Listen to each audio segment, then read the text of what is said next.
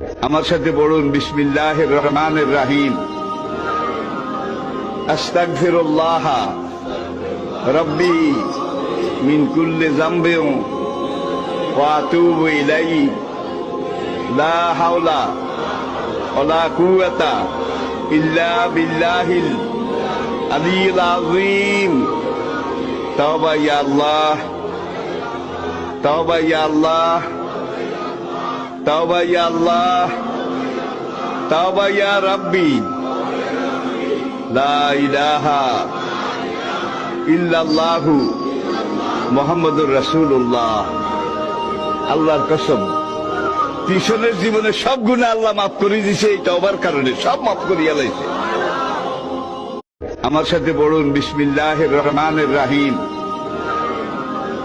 আস্তাগফিরুল্লাহ রাব্বি মিন কুল্লি